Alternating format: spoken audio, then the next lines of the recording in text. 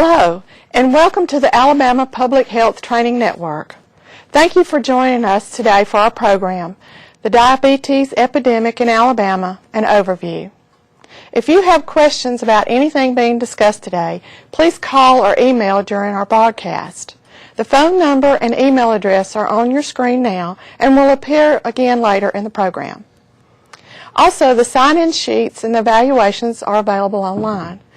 You will need to register for this program in order to access those materials. Continuing education credits have been approved for nurse and social workers for today's program. In order to receive credit for this training, you must watch the entire program and then complete and return the sign-in sheet and evaluation. While the content may continue to be relevant, CE credit will only be awarded for 1 year for nurses, expiring on March 31st, 2017, and for 2 years for social workers, expiring on March 31st, 2018. I'm Jacqueline Giddens, nurse consultant with the Alabama Department of Public Health, and I would like to introduce our faculty presenters today. Dr. D.P. Ball, Assistant Professor of the Division of Endocrinology, Diabetes and Metabolism at the University of Alabama in Birmingham, and Dr. Michelle Talley, Assistant Professor and Director of the MSN program for the University of Alabama at Birmingham School of Nursing. Welcome to you both, and let's get started. Thank you for having us today. Sorry about that. And we appreciate everyone joining us today online. Our goal is to equip healthcare providers with knowledge that can truly change your practice and impact patient care. So let's get started with some statistics. Diabetes affects 29.1 million children and adults in the United States, 9.3% of the population. And this is 26% of patients over the age of 65 that have diabetes. Prediabetes affects another 86 million people. This map shows how widespread diabetes is in the United States.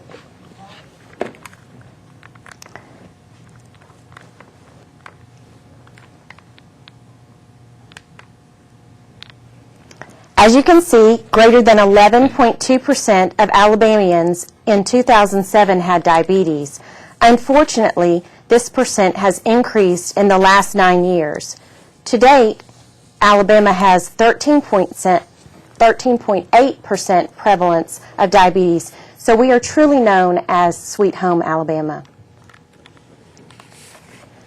Alabama has the highest rate of diabetes. This is understandable because over the last 2-year period, the rate of diabetes in Alabama has risen from 11.8% to 13.8%. Therefore, Alabama healthcare providers will want to focus a great deal of effort to reduce patients' risk of diabetes.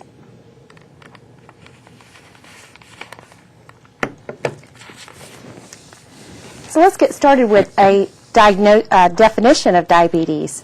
Diabetes is a disorder of metabolism, the way the body uses digested food for energy.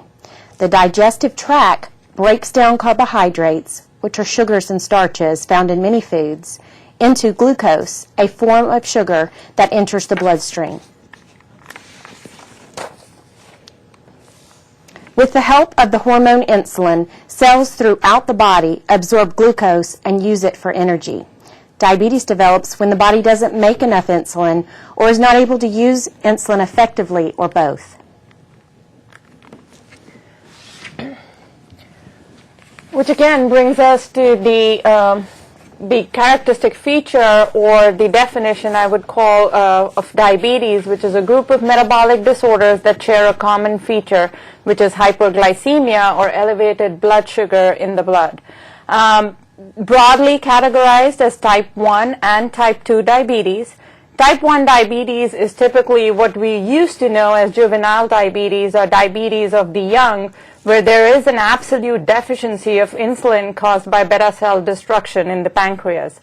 Type 2 diabetes, as opposed to type 1, usually presents later on in life, although not always, with the increasing rates of obesity and diabetes in our country now. But it is generally a combination of peripheral resistance to insulin action as well as an inadequate secretory response of the beta cells. Again, as we just briefly mentioned, pathogenesis of type 1 diabetes is a lack of insulin due to immunologically mediated destruction of the beta cells. It does have genetic susceptibility, and the autoimmune insult to the beta cells is usually chronic, and by the time the patient actually presents with hyperglycemia or diabetes, 80 to 90% of the beta cells have already been destroyed. As opposed to type 1 pathogenesis of type 2 diabetes, the environmental factors do play a large role, including lifestyle, dietary habits, body mass index, etc. It does also have a strong genetic relationship, and the genetic relationship is actually thought to be stronger than those in patients with type 1 diabetes. And the metabolic defects, again, include decreased ability of peripheral tissues to respond to insulin, as well as a beta cell dysfunction, which is manifested as an impaired insulin secretion. So how do we diagnose diabetes? There are a few ways or a few criteria that we can use for the diagnosis of diabetes. Fasting plasma glucose being the most commonly used, where any fasting plasma glucose that is greater than 126 milligrams per deciliter does define a patient with diabetes. Fasting is defined as no caloric intake for at least 8 hours. The other things that can be used, the other criteria include 2-hour postprandial glucose of greater than 200 after what we call as an oral glucose tolerance test, where the patient takes in about 75 grams of anhydrous glucose dissolved in water, and 2 hours later we do check a sugar, and if it's greater than 200, that again performs or meets the criteria for diabetes. The third method that can be used, which is becoming more and more common, is the HbA1c or the hemoglobin A1c, and as we'll discuss later in the presentation, really what an A1c is and how it's useful. But in terms of diagnoses of diabetes, an A1c greater than 6.5% again meets criteria for the diagnosis of diabetes. In addition to all these, any patient with the classical symptoms of hyperglycemia, which include increased thirst, increased urination, increased appetite, along with a blood sugar greater than 200 milligrams per deciliter, also qualifies for being diagnosed as diabetic. So who are the patients who should be tested for diabetes, or what we call pre-diabetes or impaired glucose tolerance, in patients who are asymptomatic otherwise? Testing should be considered in all patients who are either overweight, which is a BMI of greater than 25 kilograms per meter square, or greater than 23 kilograms per meter square, especially in Asian Americans, and have additional risk factors, which include physical inactivity, anyone with a sedentary lifestyle, any person with a first-degree relative who has diabetes, high-risk race or ethnicity, which include African Americans, Latinos, Native Americans, and Asian Americans, women who've had a history of having developed diabetes while they were pregnant, or what we call as gestational diabetes, as well as having a baby that weighed greater than 9 pounds.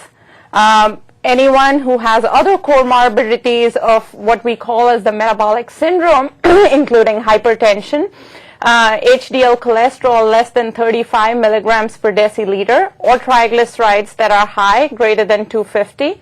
Women who've had a history of polycystic ovarian syndrome, which we do think also is associated with insulin resistance.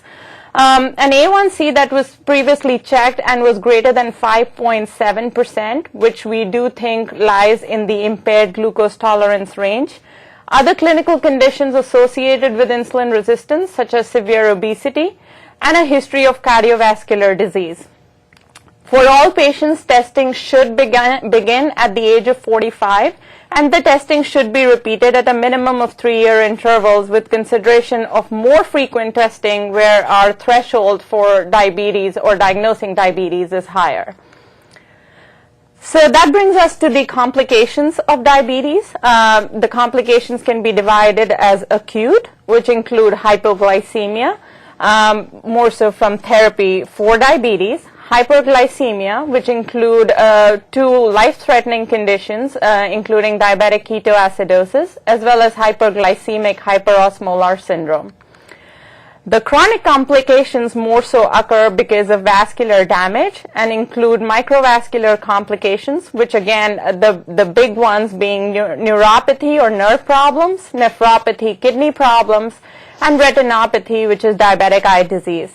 Macrovascular complications would include coronary artery disease, peripheral vascular disease, and cerebrovascular disease, or what we would call a stroke commonly. So as we talk about acute complications, I want to go over hypoglycemia first. Now, hypoglycemia is defined as a blood sugar less than 70 milligrams per deciliter. And honestly, it's the most feared complication, acute complication, that most patients and providers share.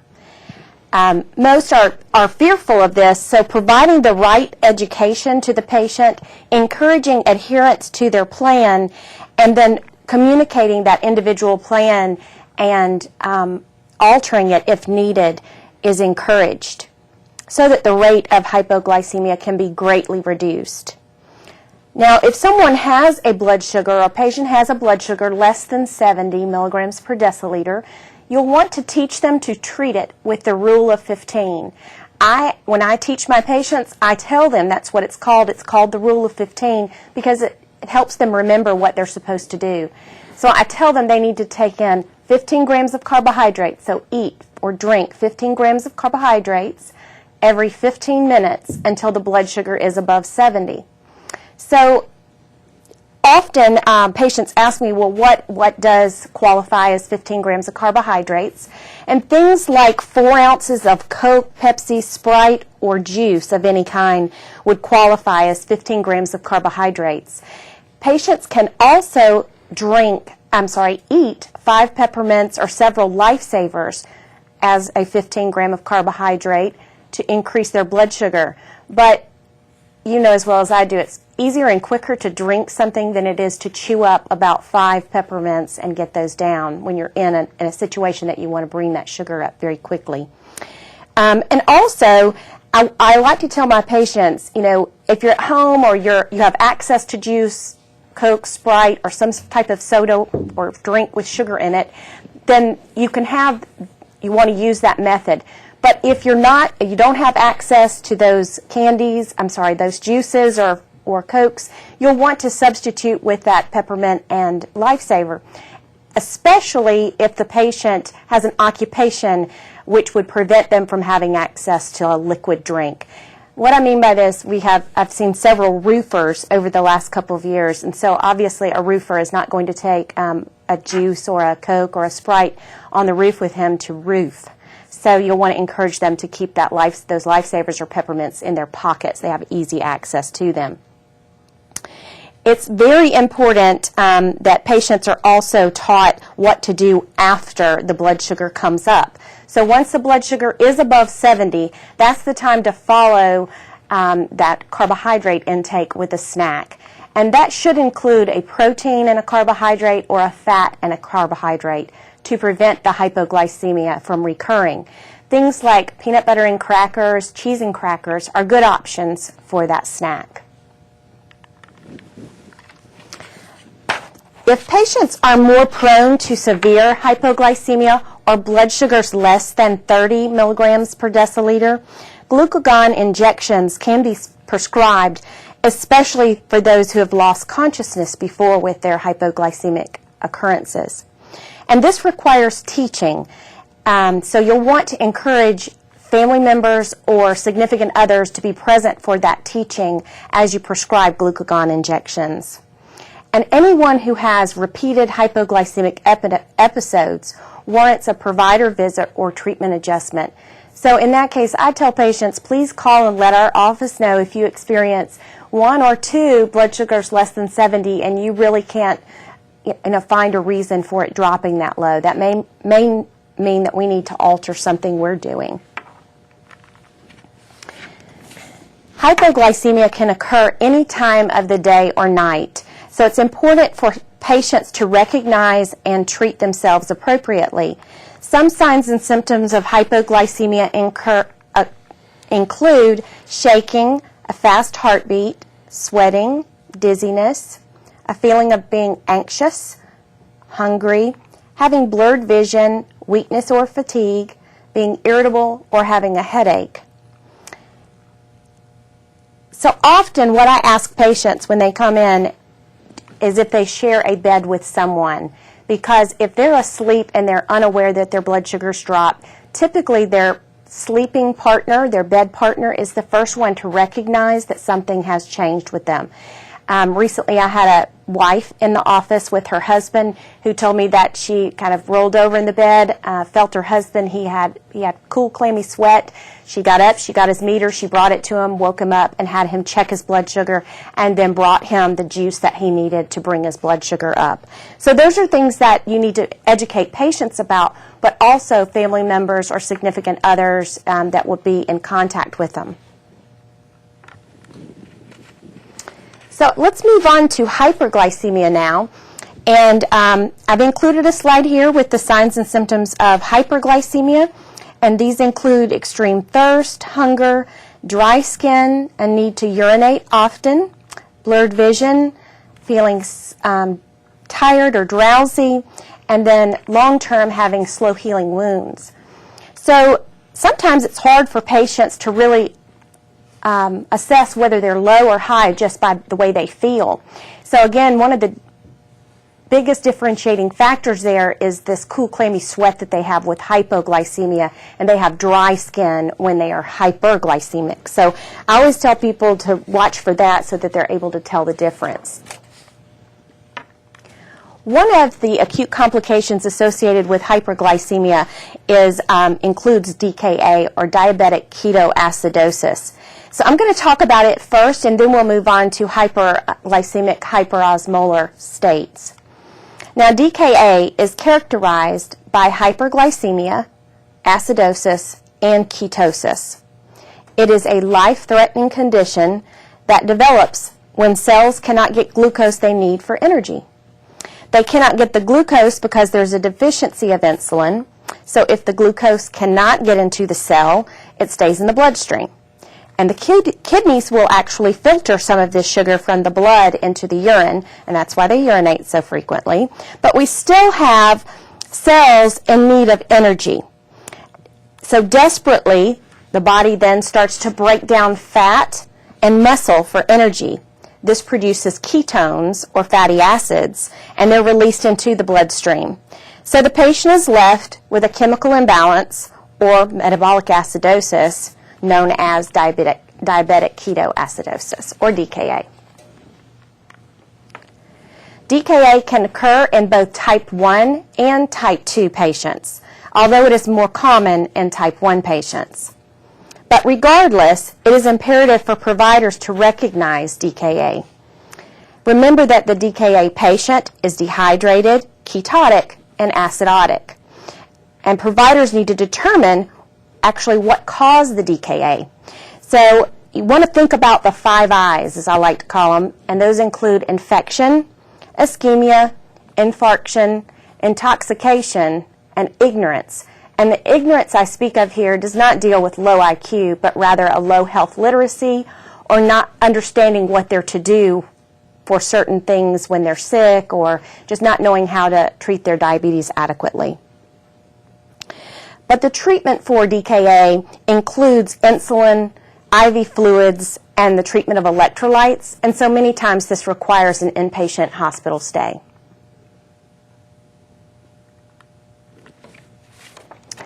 Hyperglycemic hyperosmolar state occurs in patients with type 2 diabetes and is typically associated with high blood sugars exceeding 500 or 600. It carries with it a higher mortality than DKA. As you compare them, you can see about a 15% mortality rate with HHS compared to a 5% mortality rate with DKA. The patient with this those patients with the highest mortality include those who have severe dehydration, they're older in age, and they have the presence of other comorbid conditions that contribute. When a blood sugar is over 500 or 600, providers need to order further tests to rule out HHS.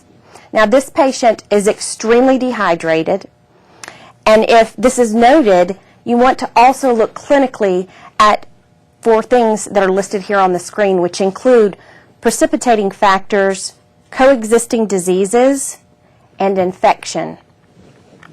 In addition, HHS may be caused by medications or undiagnosed diabetes.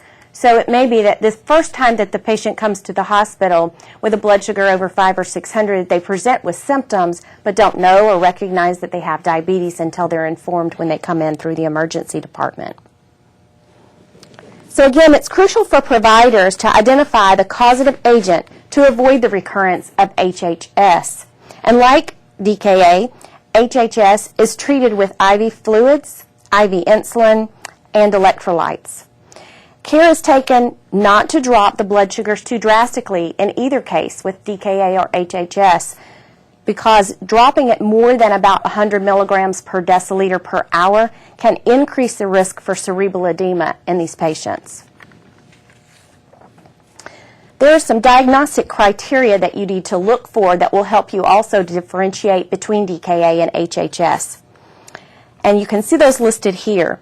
The anion gap and the serum osmolality, along with the blood sugar, help us determine and differentiate between the two. More specifically, the blood sugar is usually above 250, and the anion gap is above 17, where 7 to 17 are considered normal. The serum osmolality normal values are 275 to 295, but looking at the criteria, the serum osmolality is then in the high or high normal range. Notice that ketonuria and ketonemia are not diagnostic for DKA, and the reason being that anyone can spill ketones into their urine, especially if they're on high protein diets or with a low carbohydrate diet, so that can be misleading. It also takes a while for ketones to clear the urine and bloodstream, so a patient may be out of DKA before you can recognize it by checking it in the urine and in the bloodstream.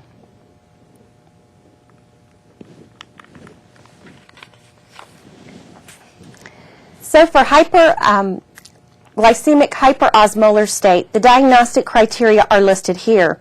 Again, we're looking at some of the same labs, and we notice that the patient is hyperglycemic and hyperosmolar, but they do not exhibit an increased anion gap. So the anion gap is really the thing, along with the serum osmolality, that help us differentiate between the two. Prevention is really the key to avoid any acute complication, whether we're talking about hypoglycemia or even hyperglycemia. So to avoid hypoglycemia, patients need to eat regularly. They need to check their blood sugar before exercising. I usually tell my patients that if your blood sugar is below 100 milligrams per deciliter before you're about to go out and exercise, you need to consume a snack before you go. And a good choice, again, are things like peanut butter and crackers or cheese and crackers. You need to tell patients and be sure that they know that they're to treat any low blood sugar below 70 with the rule of 15. And if repeated occurrences or unawareness of the blood sugar is noted, they need to call and notify their healthcare provider. I want to kind of add a little thing here that when patients don't put or get enough blood on their glucometer strip, the meter may read as an error or it could read as a low blood sugar. So what you want to do in this case is tell the patients that's not the time to troubleshoot whether that's real or not. That's the time to go ahead and treat the blood sugar and then check it in 15 minutes to see how it improved. Typically, if you're using 15 grams of carbohydrates to bring a blood sugar up, you'll see a rise in the blood sugar by about 50 to 100 milligrams per deciliter. Anything really more than that, you may be suspicious, especially if they weren't feeling it, that their blood sugar was not accurate on their meter. So with hyperglycemia, the key there is to try to avoid it by following their diet plan, taking their medications as they're prescribed, and following sick day rules. So I always go through with my patients exactly what I mean by sick day rules. That means when you're sick, when you have fever, when you have flu, nausea, vomiting, or diarrhea, or emotional stress, and that's the one typically that people forget.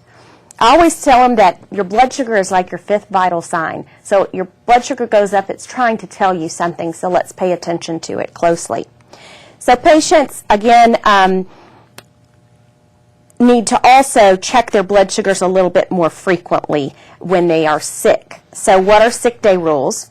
Those are things that we instruct patients to do, like take their medicines as prescribed, even when they're sick. And if they can't take them at all, that's the time to call and let us know.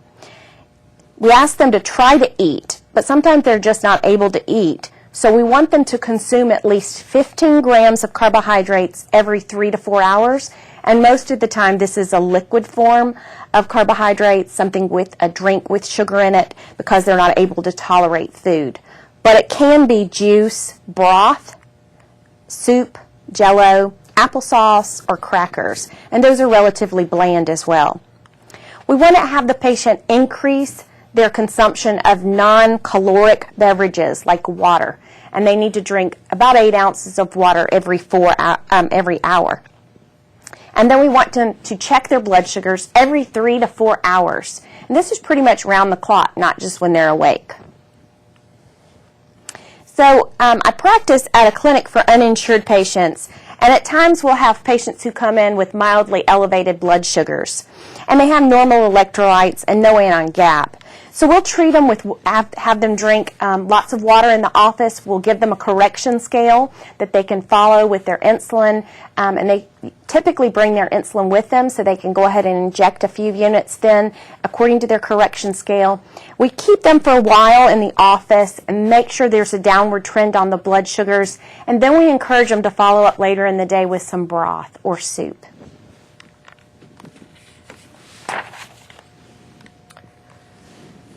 This brings us to the chronic complications of diabetes, and as we see on this slide here, diabetes pretty much affects each and every part, each and every organ of our body. The better we take care of it right from the beginning, the more chances will prevent or prolong the onset of chronic complications. I am going to discuss, however, the most common ones out of all these, including the microvascular as well as the macrovascular complications. So pathophysiology of chronic complications. Microvascular complications are usually because of capillary dysfunction, or what we call small vessel disease in the target organs. And it is primarily the main source of disability and decrease in quality of life of patients with diabetes. As we talked about, the major ones that we would focus on are eye problems, or what we commonly known as diabetic retinopathy, kidney problems or diabetic nephropathy, nerve problems or diabetic neuropathy, and foot problems and foot care, as because of microvascular and nerve damage, these patients are very prone to develop foot problems. So let's start with diabetic retinopathy. It is the most common cause of blindness in the United States. The retinopathy has the highest correlation with the severity as well as duration of diabetes. Few patients develop it within the first 5 years, but 80 to 100% of patients with diabetes will have some form of diabetic retinopathy after 20 years of having the disease. Glaucoma and cataracts also occur earlier and more frequently in patients with diabetes. As we just said, retinopathy specifically refers to all disorders of the retina caused by diabetes. There are two major types of retinopathy. The more common, milder form is known as non-proliferative retinopathy, and the more serious form or advanced form is known as proliferative retinopathy. There are a number of risk factors for diabetic retinopathy. As I just mentioned, it has a very high correlation with the duration of diabetes as well as the chronicity of hyperglycemia. So both the duration of diabetes and the diabetic control play a major role in projected course of diabetic retinopathy. Nephropathy or having diabetic kidney disease per se puts a patient at higher risk of developing eye disease. High blood pressure and and dyslipidemia or hyperlipidemia also contributes to the same.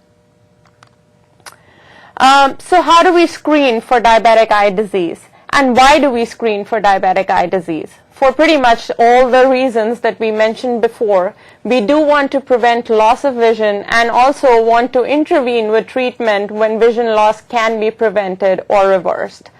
In type 1 diabetics, we do recommend an initial dilated eye exam within 5 years after the diagnosis of diabetes.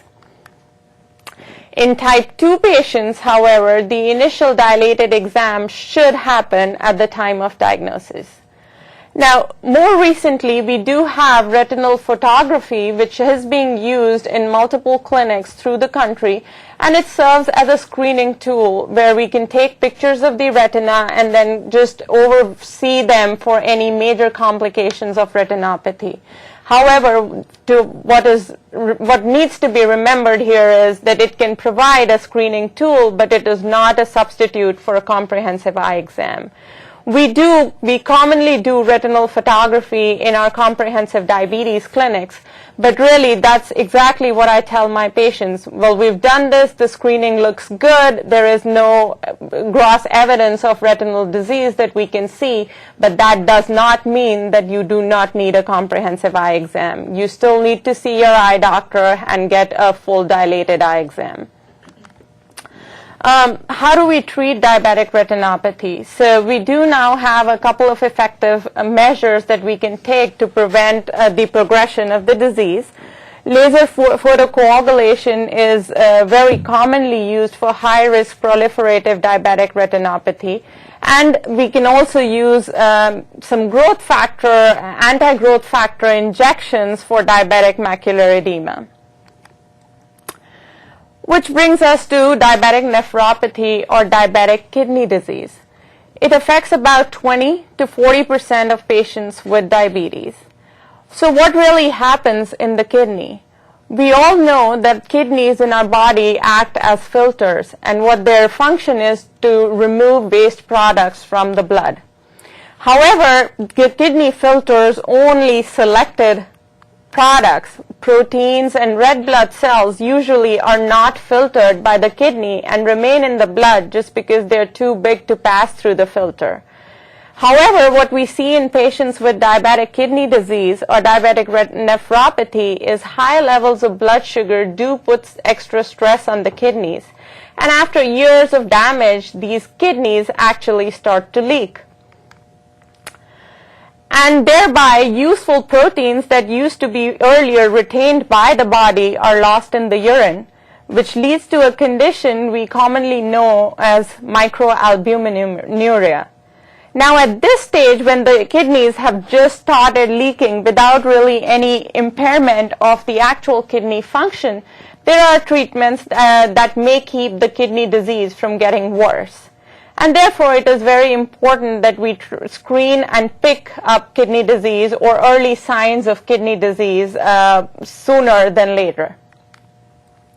However, when kidney disease is diagnosed later, end-stage renal disease usually follows, where eventually the kidneys fail.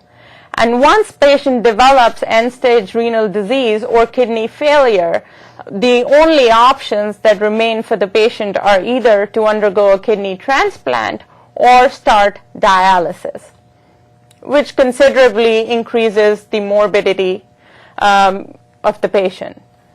So how do we screen for diabetic kidney disease?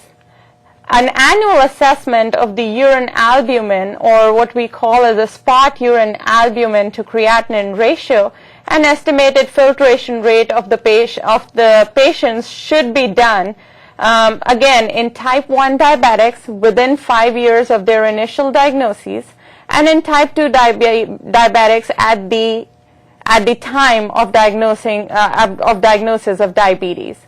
Also, any patient with high blood pressure along with diabetes should be screened for kidney disease, because as we just saw earlier, hypertension is another additional risk factor for developing diabetic kidney disease. How do we manage diabetic kidney disease? So again, the first thing we want to do is optimize glucose control to prevent any progression of the kidney problems. The next thing we want to do is optimize their blood pressure control and try to keep it less than 140/90 if possible. For non-dialysis patients, dietary protein intake should be about 0.8 grams per kilogram body weight per day. The class of drugs we commonly know as ACE inhibitors like lisinopril, enalapril, ramipril, as well as angiotensin receptor blockers like losartan are recommended for patients who have microalbuminuria or modestly elevated urine albumin excretion. And of course, if we have noted a patient or diagnosed a patient at a more progressive stage of kidney disease, a referral for evaluation for renal replacement treatment should be made to the nephrologist or the kidney doctor for evaluation, as I said, for possible transplant versus dialysis initiation. Which brings us to diabetic nerve damage, or what we commonly know as diabetic neuropathy. Diabetic neuropathy can be multiple forms. It can affect the sensory nerves, called sensory motor neuropathy. It can affect the autonomic nervous system of the body with symptoms of autonomic neuropathy. It can affect one single nerve in the body, something we call mononeuropathy, and proximal motor neuropathy. Sensory motor neuropathy actually might be asymptomatic in a lot of diabetic patients. Early symptoms are usually caused by small fiber involvement, and so generally the initial symptoms are pain and dysthesias.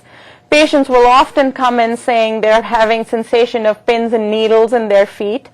It does happen to occur more at night, just because I believe the patient is also more aware of it at night, and a lot of times they are so severe that it impairs the patient's sleep.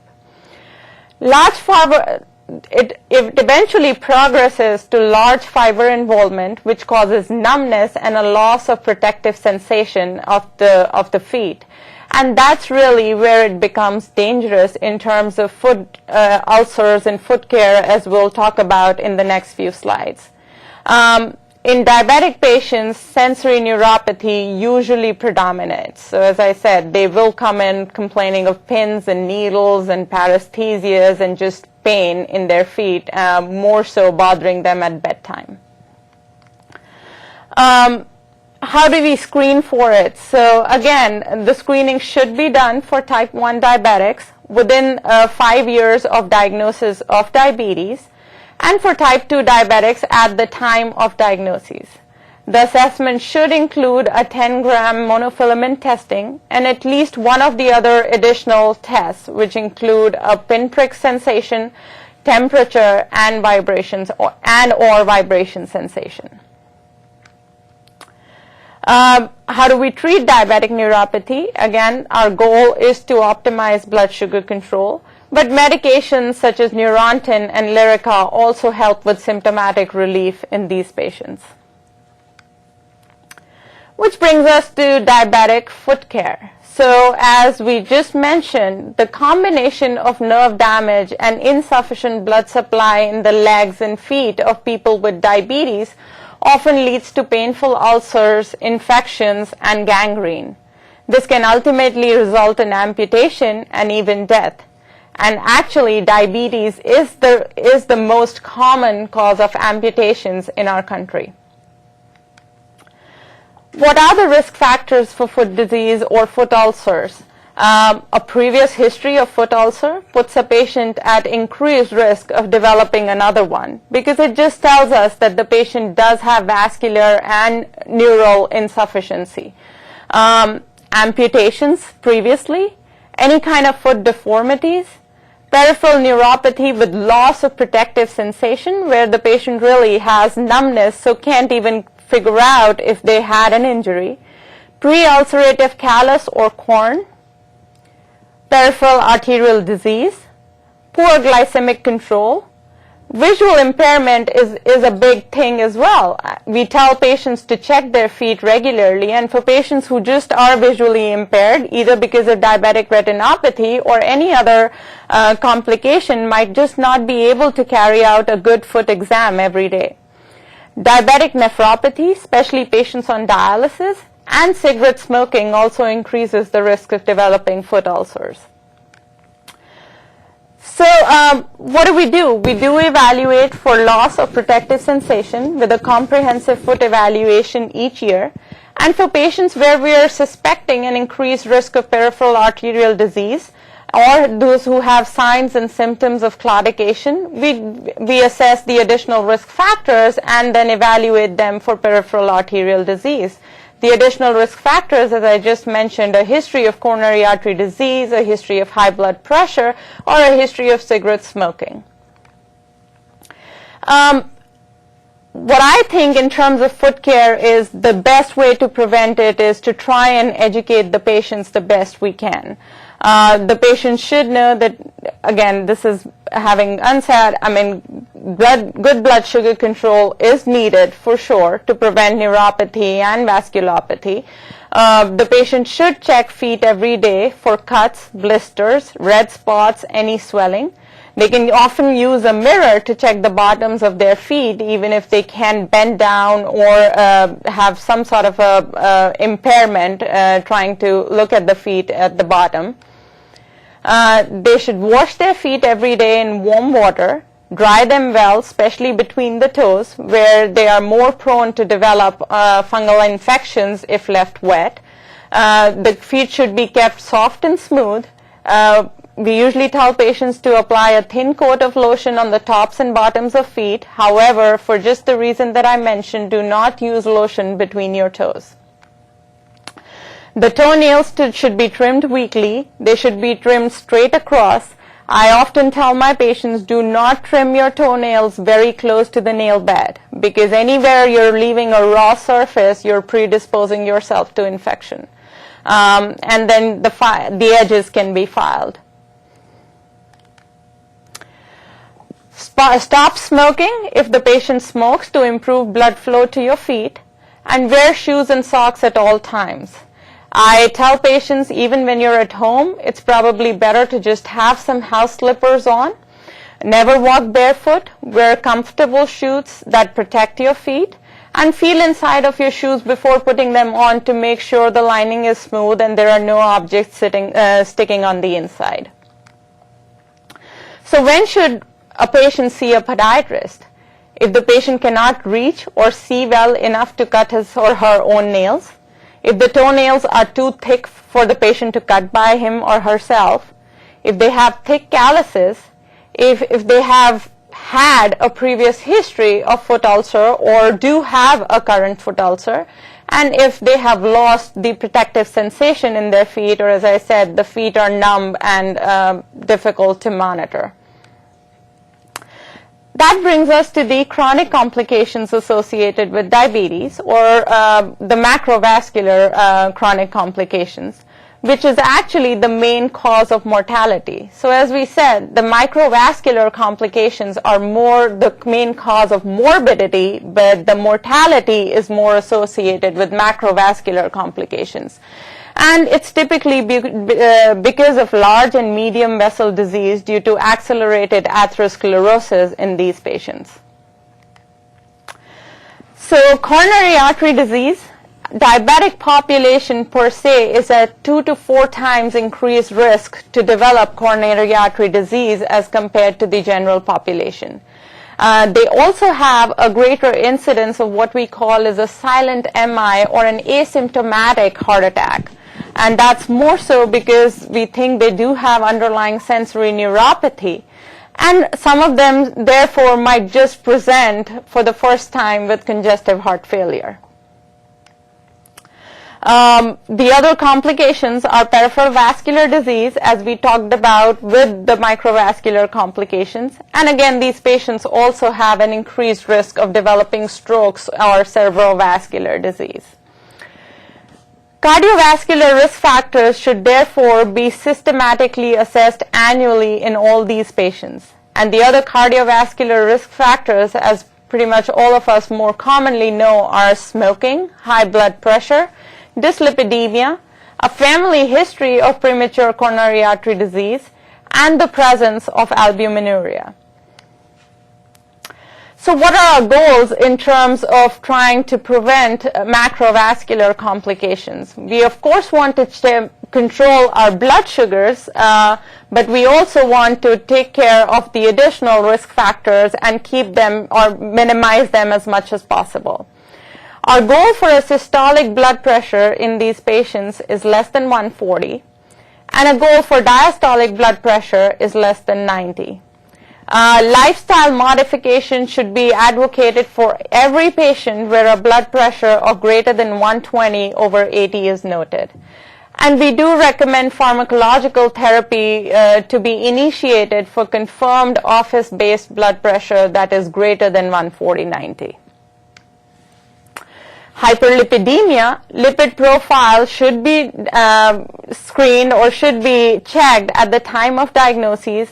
And again, lifestyle modification should be advocated for each and every patient with diabetes right from the beginning. What are our recommendations for statin and combination treatment in people with diabetes? So as you look at the table here, the broad thing to know is any patient that's above 40 years of age and has diabetes should be on statin therapy. Whether we choose a moderate or a high dose, high intensity statin depends on whether they do or do not have any additional cardiovascular risk factors. For patients who are less than 40 years of age and do not have any additional risk factors for coronary vascular disease, it might be fine to just monitor them and advocate lifestyle modification. But again, even in patients less than 40 years of age, if they do have diabetes and an additional risk factor for coronary vascular disease, they do warrant statin therapy. And again, just to repeat, the cardiovascular disease risk factors, as we know of, high blood pressure, smoking, sedentary lifestyle, obesity, and a family history of premature coronary artery disease. And an LDL cholesterol of greater than 100 milligrams per deciliter. Antiplatelet therapy, or what we commonly know as aspirin therapy in diabetics. So aspirin or antiplatelet therapy should be used as primary prevention in diabetics who are at an increased cardiovascular risk, which is a 10-year risk greater than 10%. And to keep it simplified, any patient who has diabetes and one additional risk factor for coronary artery disease typically falls in this category. Secondary prevention, it should be used for patients who already have a history of atherosclerotic cardiovascular disease as well as diabetes. Which brings us now to how do we monitor patients with diabetes? And as we talked about before, we commonly use A1Cs these days, and it's just good to know what the A1C really tells us, or why are we using an A1C. An A1C, as we see here, measures how much sugar has been sticking to our red blood cells over a 3-month period of time. Why we say 3 months is that our typical red blood cell lifespan is about 120 days, which is around 3 to 4 months. And so with the red cell turnover, we get more of a 3-month assessment of our blood sugar control. And A1C is therefore a measure of long-term diabetes control. When I say long-term, it's not 3 years, but it is 3 months. You're not measuring the blood sugar right then and there.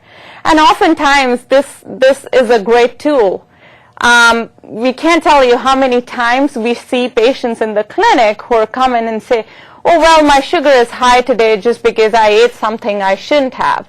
But my A1C, but then when you look at their A1C and you're like, well, this is still high, it just tells you that, and when you tell the patient, well, this is not just what you ate, this is not what's causing a sugar of 200, or even if you did that, you're probably not doing the right thing over the past 3 months, because we can anyway see a high A1C.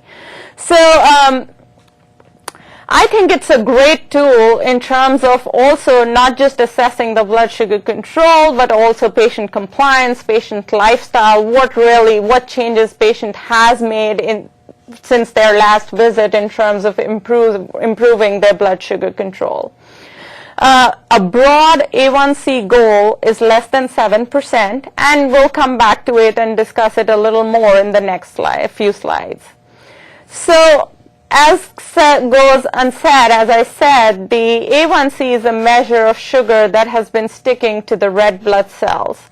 And so the higher your blood sugar, the more sugar that sticks to your red blood cells, and the higher your A1C is. And that's really the reason the correlation is very good. Now, where does the A1C not work?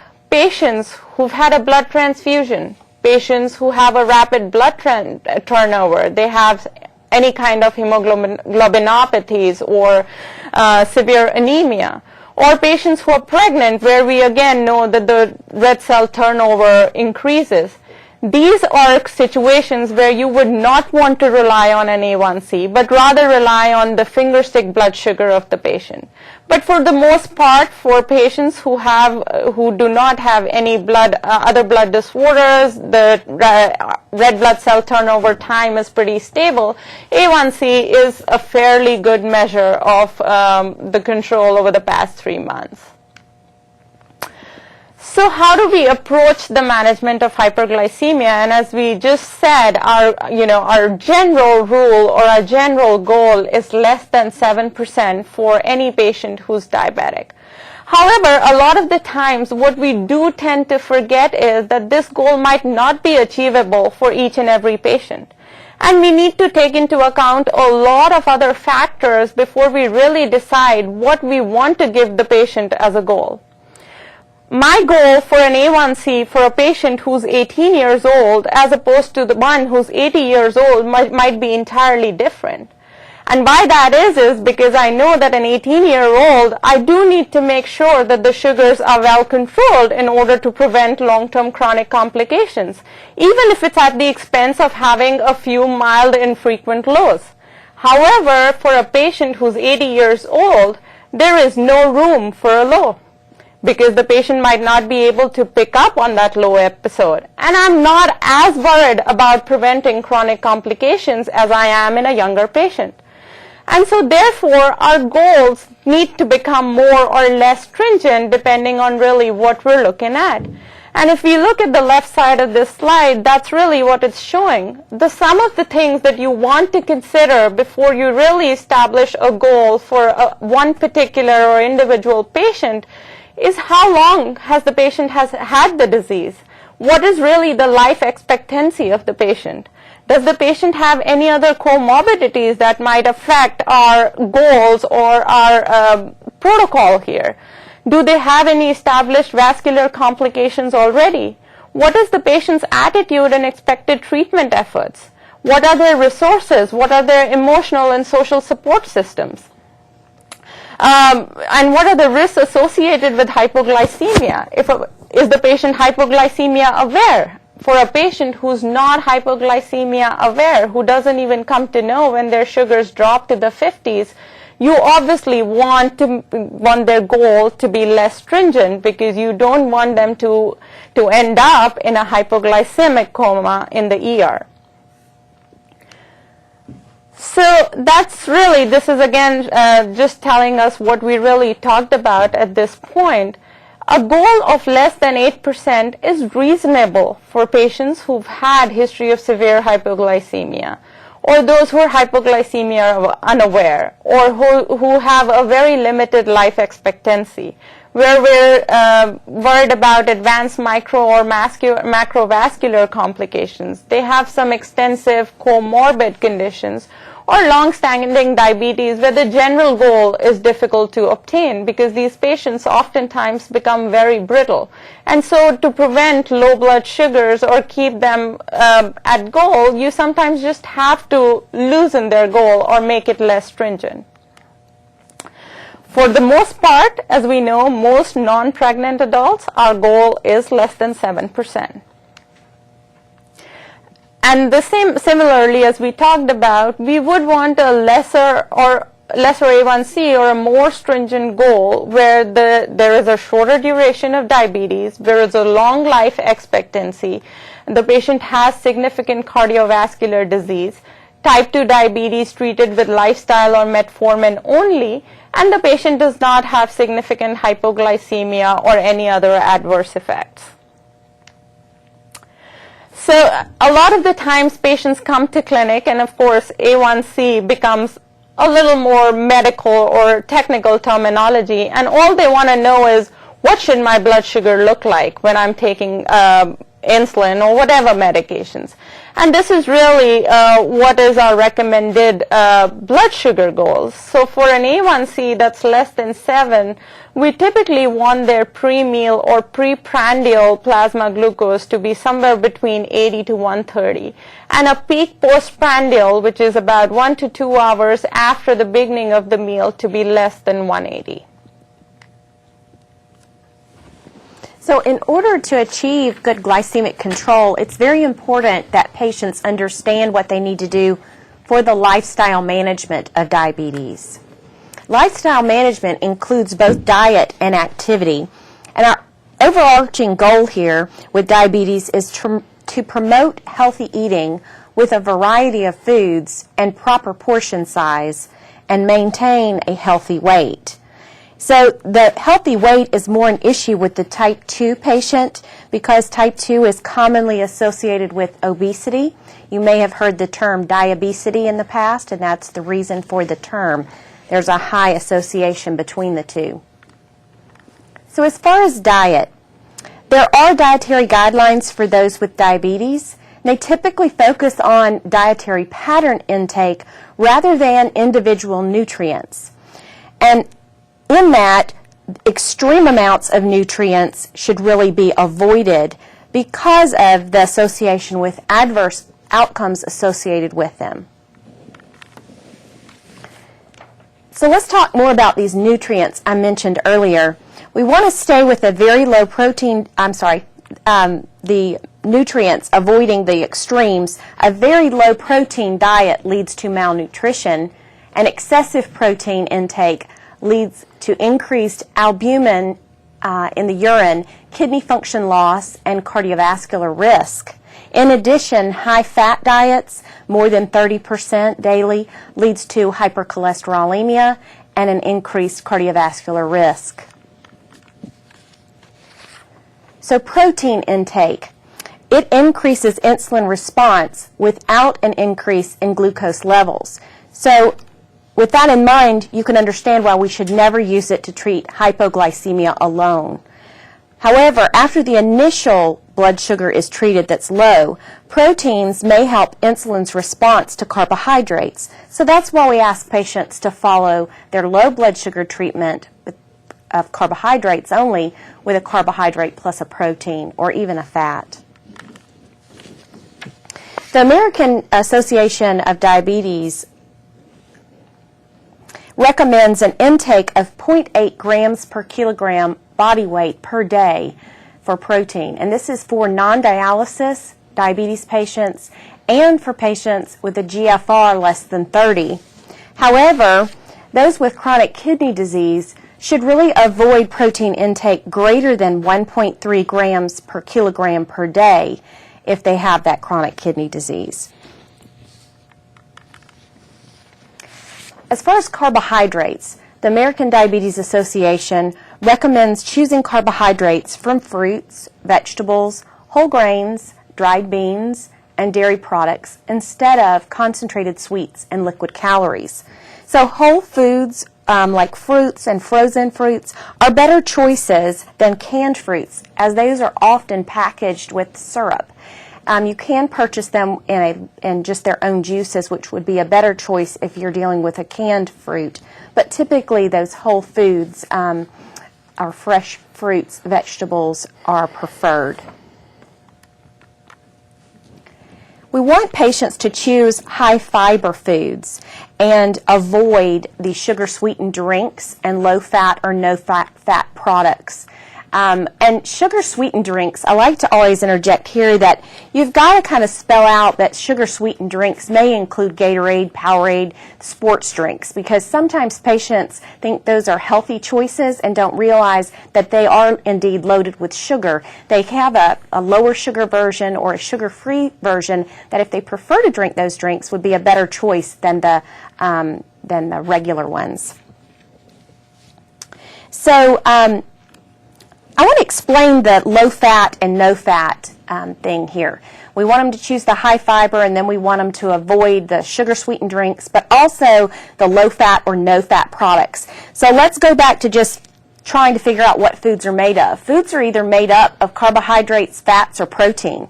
And when we decrease the content of one, the other two have to go up. So if we decrease the fat content in a food naturally, or the way that we kind of manipulate these foods, we increase the carbohydrate or protein amount, and typically it's the carbohydrate amount that goes up. So if you've never noticed this before, take a look at salad dressings.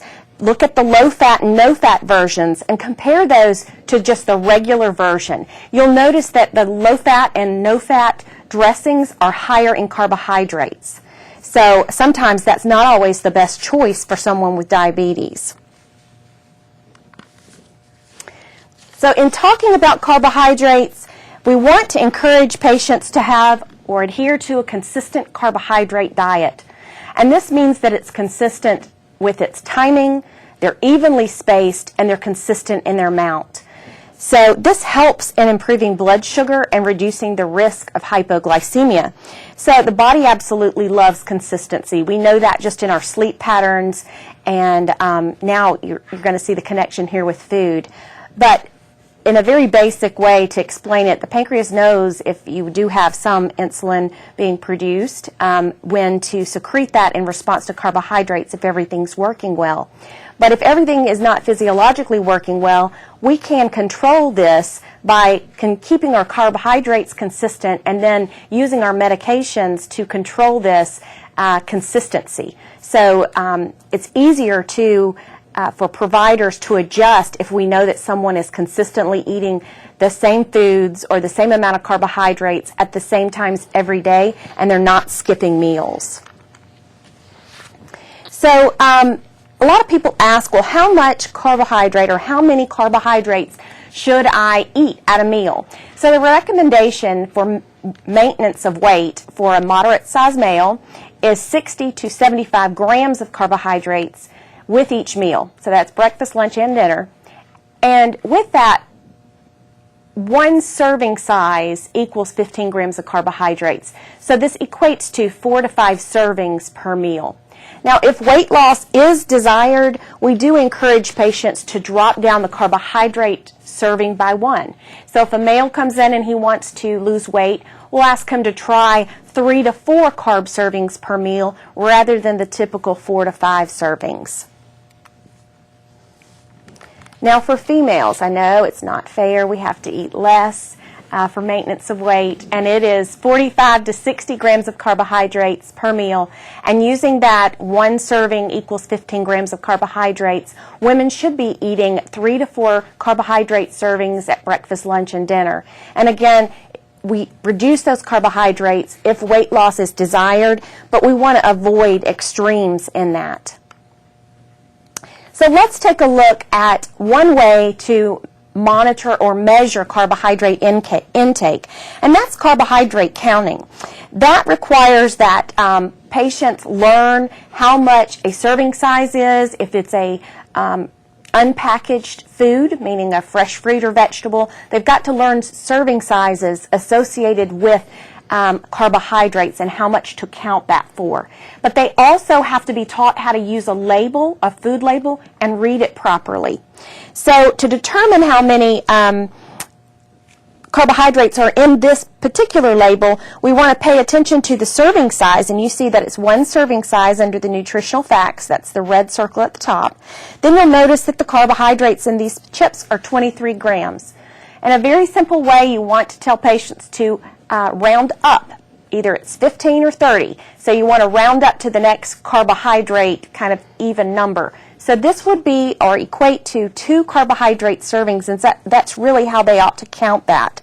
Now, as you can tell, this is a pretty sophisticated way to do things. So for your low health literacy patients, this is hard to teach. It's hard for them to adhere to. It requires some mathematical equations, and that may be difficult for patients to do. There are apps on phones, smartphones, and devices that can help them calculate serving sizes, but it does, and carbohydrate counting, but it is just pretty hard for people to pick up on.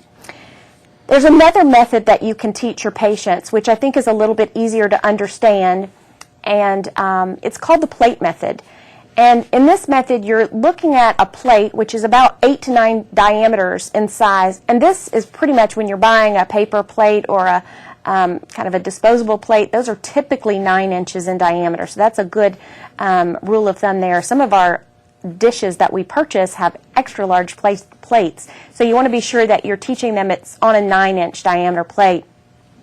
And then if you'll notice on this slide, 1/2 of the plate is dedicated to non-starchy vegetables. And good choices here would be things like tomatoes, broccoli, cauliflower, spinach, lettuce, carrots, cucumbers, those type things for patients to eat. And then 1/4 of the plate is dedicated to lean meats, and typically we want to encourage fish or protein, poultry, with less consumption of red meat. And then another 1/4 of the plate is dedicated to starchy vegetables, grains, or breads. So if I'm talking to a female and I'm getting her ready to learn this plate method, you'll notice that I have 1/4 of the plate there. That could be 1 to 2 serving sizes or servings of carbohydrates there. But in addition, we have a dairy product over to the right and a fruit. And those are both carbohydrates as well. So that visual gives you maybe 3 carbohydrates at this meal, but it could give you a little bit more depending on what they're filling that starchy 1/4 of the plate for. But it's a pretty good rule of thumb, easy for patients to really understand. So a lot of times when you if you get material to teach the plate method, it'll actually come with something the size of a placemat. And I'll have patients take that home so they can see the visual and kind of get used to using that method. So for carbohydrate intake, we've also got to talk about alcohol here. Now, for patients who have diabetes, we want to limit it to just moderation. So 1 drink per day for women and 2 drinks per day for men. And the reason being is it may actually cause a delay in hypoglycemia, which can be dangerous for them. And given the recent studies supporting the benefit of resveratrol, I would recommend to patients with diabetes, if they're going to choose to drink alcohol, that they choose something like red wine, which has higher contents of resveratrol than white wines or beer, or alcohol like vodka or something like that. So as far as fat intake is concerned, recommendations include that fat should consume or be about 20 to 35% of the calories per day. And the type of fat that is ingested is actually the most important, because we want patients to avoid trans fats altogether. And then, of course, we want to tailor the amount that an individual who has a high CV or cardiovascular risk, we want to tailor that amount so that we can reduce their CV risk, but we want to be consistent with the general public recommendations as well. So things like walnuts and almonds are options here as far as fat, and avocado is a good option for fat. And think those things that are high in omega-3. So there's been a lot of talk recently about the Mediterranean diet, and many studies actually support the benefits obtained from a Mediterranean diet. And it's because this diet is really high in monounsaturated fats and foods rich in these omega-3 fatty acids. And again, there are many fatty fishes and nuts and seeds that can be eaten to fulfill this fat requirement for the day. As far as sodium, the recommendation is to limit the consumption to 2,300 milligrams per day. And if a patient has hypertension, you want to consider limiting that even more to 1,500 milligrams per day. And sometimes patients really don't understand why we're asking them to do that. So I very simply tell them wherever salt goes, water follows. So if you take in a lot of salt, you're going to worsen your hypertension because you're going to be holding on to a lot more fluid, which has to be pumped around, and that stresses the body. So I've encouraged them in that way, and it's a very simple, easy way for them to understand that. I want to go back to that Mediterranean diet because there has been so much publicity about it recently. And really, I'm going to talk about two diets here. So when you pull all of the intake or the individual nutrients together and you want to think about recommending a specific diet to a patient, these two diets that I'm going to speak of next are really what the literature is supporting these days. So the Mediterranean diet is one of these, and this diet is primarily plant-based foods. Again, fruits, vegetables, whole grains, dried beans, and nuts. And then you're supposed to use olive oil rather than butter, and herbs and spices rather than salt, and then limiting the red meat to a few times a month. The other thing about the Mediterranean diet is it wants patients or people to eat fish or poultry at least twice a week. So limiting that red meat consumption and increasing the fish and poultry. The next diet I want to talk about is the DASH diet, or dietary approaches to stop hypertension. And what we have found there, it's very similar to the Mediterranean diet. The foods are very similar. You see at the bottom of the slide a pyramid, and it kind of shows you the food and food choices that would be encouraged with a DASH diet, and that pyramid builds to show you the more frequent foods that should be eaten at the bottom up to the least frequent foods that should be eaten. And the biggest thing, again, is the consistent carbohydrate diet, which is especially important if a patient is on insulin because you can get better glycemic control as things become more consistent if the patient is not carb counting or cannot carb count very well. The biggest thing I can say here about diet is that we should avoid our traditional Western diet, which is rich in animal protein, fat, sodium, sugar, and calories, because it tends to worsen those macrovascular and microvascular complications that Dr. Bell mentioned earlier. Now I want to move on to activities. Activity has been shown to improve glycemic control, and there's many trials that have have found this in lowering A1C. So for adults over the age of 18, we encourage them to exercise 150 minutes per week of moderate intensity, or they can exercise 75 minutes a week of vigorous intensity. And they may want to change these up a bit. So things like walking, biking, swimming, they may be of moderate intensity depending on how fast they do those things. But more vigorous intensity may be things like the aerobics classes and that type of thing. A pretty recent addition to the recommendations has been resistance training. Resistance training is now encouraged about 2 days a week unless the patient has some sort of contraindication to doing this. So for resistance training, patients are encouraged to use free weights or weight machines. And in these sessions on these free weights or weight machines, They encourage one set of 5 or more resistance exercises involving the large muscle groups. So recently you've heard a lot about yoga, bar exercises, and that sort of thing, which would fit into this category. So those are things that you want to encourage for your patient as long as they don't have a contraindication. But, those are kind of pricey to attend or go to, so sometimes just encouraging them to buy the DVDs or do it along with a show on TV may be a good choice for them. So activity in adults over the age of 65, if they have disabilities, we want them to just stay as active as possible. We want them to stand and move around at least every 90 minutes. And of course this should be evaluated individually, looking for those CV risk there before advising patients on activity over the age of 65. But what I like to tell the patients is if they're at home and they're not very mobile or not very active, if they'll just get up, if they're watching TV, if they'll just get up every time there's a commercial on, stand and walk or do some sort of activity until the show comes back on, that's a good way to stay pretty active without a whole lot of effort. So another thing that's important for patients who have diabetes, again, it would reduce the risk of microvascular and macrovascular complications that can occur, should be obesity management. The BMI, or body mass index, should be calculated and documented at each visit. The BMI should be less than 25, and usually 18 to 25 is a good range for patients or people. And the way that we can kind of keep the weight down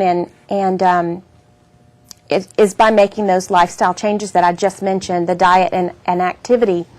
But also, I always tell patients, too, to kind of encourage them that modest weight loss, like 5%, is very helpful to patients in slowing the progression of diabetes. So sometimes they won't even require as much medication once they do lose that weight. And that is usually something that the patients want to hear. They feel very successful if they've accomplished that. And it's not, a lot of times, a lot of weight they need to lose, just modest weight loss. So one way to do that, or to tell these patients an easy way to do that, is to reduce their caloric intake by 500 to 750 calories per day.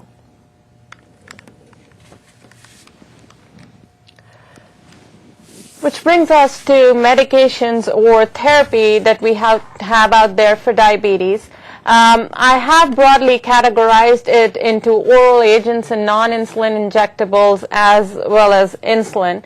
And it goes unsaid, as we previously mentioned, patients with type 1 diabetes, where the etiology lies in insulin deficiency or beta cell destruction, they need insulin. These oral agents and non-insulin injectable drugs are not for use in patients with type 1 diabetes, because all these agents require the patient to have some sort of an insulin reserve to be able to act better, or patients who have insulin resistance, which again can be present as a mixed picture in patients who have type 1 diabetes, but is necessarily not the bigger problem there.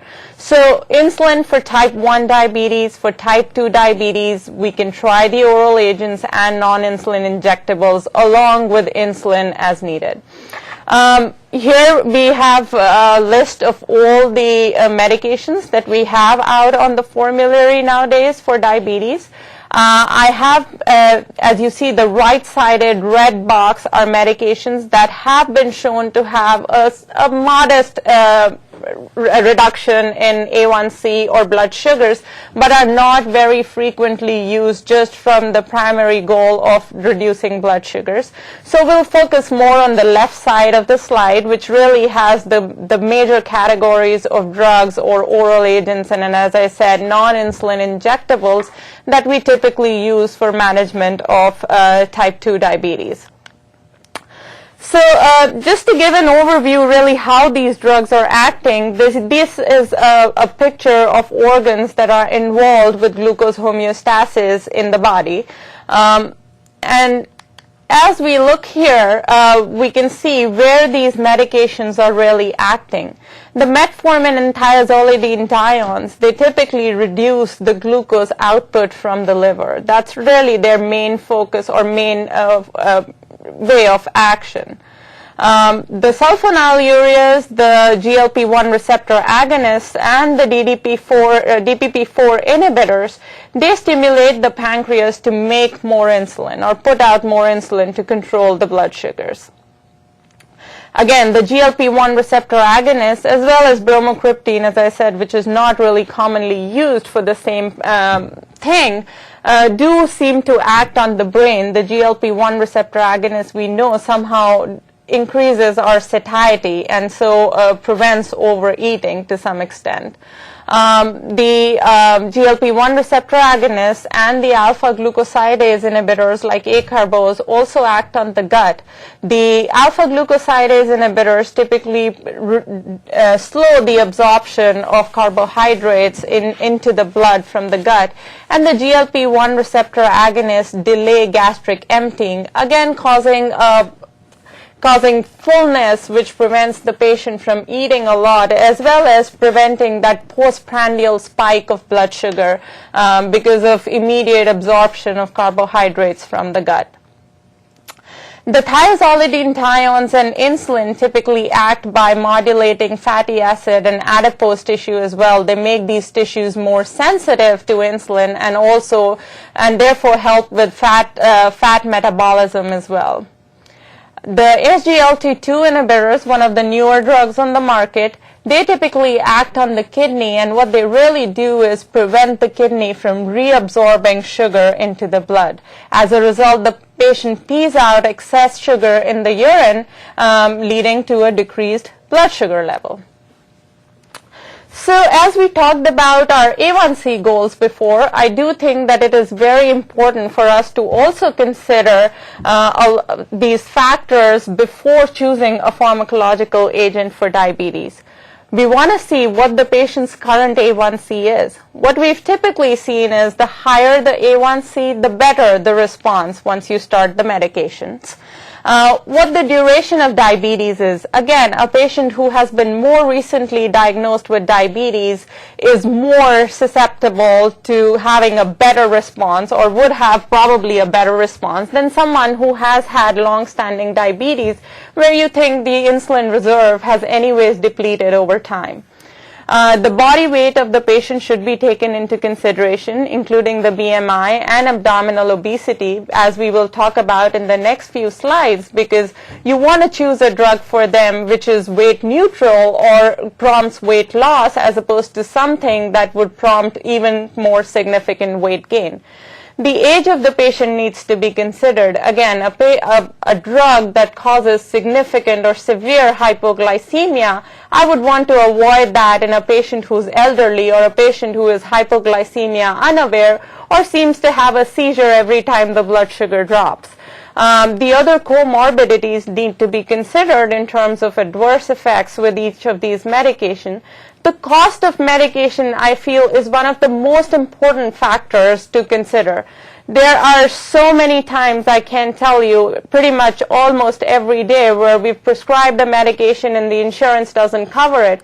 And a lot of the times the patients don't get back to you. They don't come back till the next visit, 3 to 4 months down the lane, and tell you, well, that was too hard for me to afford, so I never started the medication.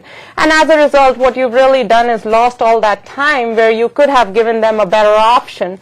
So I do try my best to talk to every patient about really, what their insurance are. Again, it's not easy because a lot of factors go into it, but I still feel it is important to just discuss with the patient what really they would or would not be able to afford. And of course, the convenience for the patient. If a patient is phobic to needles or does not have a support system that would allow him to take an injectable drug, then really that is not something you would want to prescribe for the patient.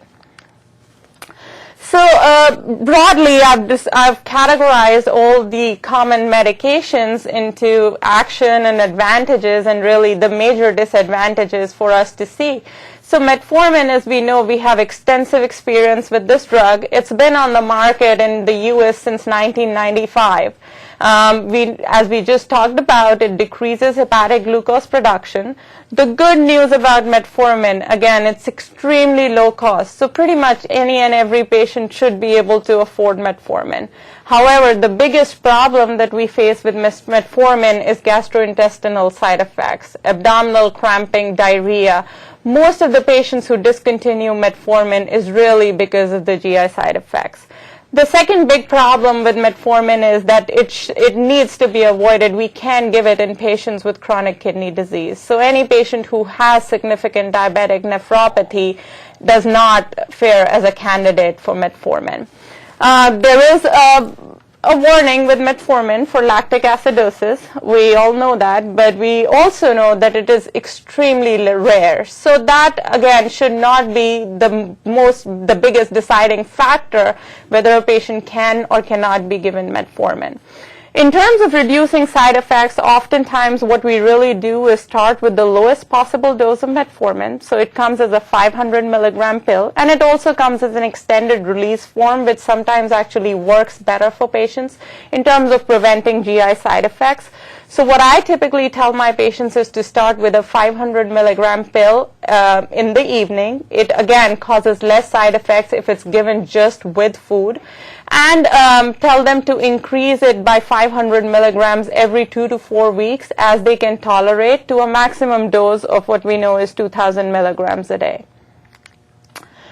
The sulfonylureas, again, one of the longest drugs on the market with extensive experience. They're extremely low cost, and they have a very potent glucose lowering effect. But the major disadvantages, again, are significant low blood sugars or hypoglycemia. And the big thing, of course, is that they do prompt weight gain. So they should not be used for patients who really are overweight to begin with. The thiazolidinediones increase insulin sensitivity. Again, they are very low-cost drugs. They do not cause significant hypoglycemia, but also come with a disadvantage or a risk factor for weight gain, and also are contraindicated in patients with advanced heart failure because they do potentiate edema and heart failure.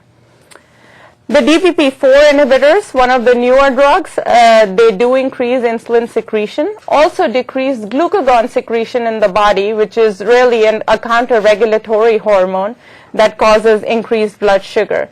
They are generally well tolerated, but they come with an extremely high cost. The GLP-1 receptor agonists are the only oral agents which are injectable. They do have a weight-lowering effect that is pretty much their biggest advantage, but the disadvantage being, again, they are fairly costly drugs, and they do tend to give some gastrointestinal side effects. The SGLT2 inhibitors, as we talked about, act on the kidney. They do not cause any hypoglycemia and also have a weight-lowering effect. And they are effective at all stages of type 2 diabetes because they really do not depend on the pancreatic reserve for insulin, for blood sugar lowering. Which really brings us to insulin. There are multiple types as enumerated here: rapid-acting, short-acting, intermediate-acting, basal insulin analogs, which are long-acting, and premixed insulins. This is a graph of the physiological insulin secretion in a patient who doesn't have diabetes, let's say, and as we see that our pancreas puts out some insulin in a basal fashion all through the 24 hours, and a lot of the peak insulin output is only when we eat and our blood sugar spikes. So what we're really trying to achieve by insulin therapy is to administer these insulins to mimic the normal basal, prandial, and postprandial secretion of insulin. And we tend to combine the short-acting insulins and the long-acting insulin, as shown as this figure, to achieve the same effect. Mealtime insulins are generally short-acting, and they should be injected about 30 minutes before a meal. The rapid-acting analogs are even faster-acting and can be injected 5 to 15 minutes before meals. The intermediate-acting insulins are some of the older insulins, but they are cheaper. They should, however, be injected at consistent times, and they're usually taken twice a day. The long-acting insulins, as we said, are typically used to mimic that basal insulin secretion from the pancreas. And now we have some ultra-long-acting insulins too, namely the Tresiba, which was very recently approved. Insulin mixes generally work better for patients who have very consistent mealtime patterns, and so we typically do not use them for patients who just do not know when they're going to eat or what they're going to eat during the day. These are some of the examples of insulin mixes. And this is just a slide showing the right way of insulin administration. Again, I can't tell you how many times we see patients not being controlled just because their insulin administration technique is not correct. So it's very important that when a patient is started on insulin, he or she gets adequately trained in terms of insulin injection. It can be injected anywhere in the belly, at least 2 inches away from the belly button, outer thighs, and back of the arms. And the injection should be held at a 145 to 90 degree angle. And the more important thing to remember is that the next injection should be at least 2 inches away from the previous one. So it's very important to rotate the injection sites. This is just a figure showing the sites where you could inject. And then that brings us very briefly to the indications for insulin pump therapy. We know this is the thing that's on the market now. What are the indications, or where would you use insulin pump therapy? Where the patient is inadequately controlled even with 4 or 5 injections a day. There is recurrent hypoglycemia. Patient is having nighttime lows. Patient is hypoglycemia unaware. In conditions like preconception and pregnancy, where you really need a very strict diabetic control, recurrent diabetic ketoacidosis, or just patient preference in terms of having a more normal lifestyle with giving them meal timing flexibility. The key concept again here is pretty much the same as we refer back to that diagram. We want to give them a basal infusion which mimics the pancreas in the fasting state, and then we give them a mealtime bolus which includes a carbohydrate ratio for depending on how much carbohydrates are covered by 1 unit of insulin, and also a correction factor which depends on how much blood sugar lowering we think 1 unit of insulin would achieve in that particular patient. So the characteristics of the ideal candidate would be a patient who's a type 1 diabetic or an intensively insulin managed type 2 diabetic, a patient who's currently performing more than 5 insulin injections a day, is motivated to achieve a higher blood sugar control, is intellectually and physically able to do it, and willing to maintain frequent contact with their healthcare team. And as we just said, the advantages are it improves blood sugar control, precision of dosage delivery increases, it gives you improved control in terms of preconception and pregnancy, increased flexibility in lifestyle, and also improved control during exercise.